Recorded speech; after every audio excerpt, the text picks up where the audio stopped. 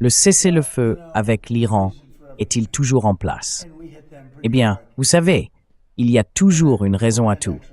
On les a frappés assez fort la nuit précédente, et en fait aussi la nuit dernière. Et quand on m'a expliqué la situation, j'ai dit d'accord, on va faire ça.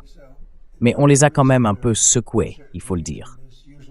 Donc oui, il y a une raison à certaines choses, et souvent, cette raison a un certain sens. Mais là, ils ont fait quelque chose, rien de très grave. On a réglé ça très vite, comme toujours, avec la meilleure armée du monde. Certains diront qu'ils ont été un peu provoqués parce qu'on avait pris une mesure forte pour une autre raison. Donc, ils ont réagi. D'après ce que j'entends, les négociations se passent d'ailleurs très bien.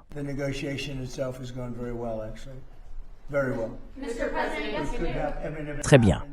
Enfin, je veux dire, si ça arrive, peut-être que ça n'arrivera pas. Qui sait? Mais si ça arrive, ça pourrait se passer pendant le week-end. Tout peut arriver. Vous savez, quand on parle de l'Iran ou d'autres pays, c'est une région très instable, probablement la plus instable du monde. Les gens sont imprévisibles, les dirigeants aussi, vous voyez bien ce qui se passe. On a vu passer 3 équipes de dirigeants. Et puis notre armée. Il n'y a jamais eu une armée comme la nôtre. On pourrait continuer 2 ou 3 semaines de plus et tout raser. Mais je préfère ne pas le faire. Ce serait très facile à faire. Ils sont prêts à le faire. Ils en ont envie.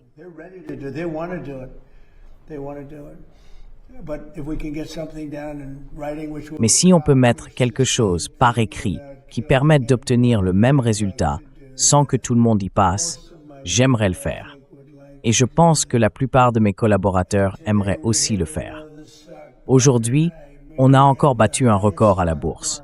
Je veux dire, on a le marché boursier le plus haut de toute l'histoire, alors même qu'il y a un conflit militaire en cours, ou une guerre.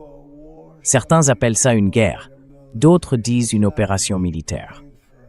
Pour nous, ce n'est pas un gros problème. On a une armée formidable. Ce n'est pas un gros problème pour nous.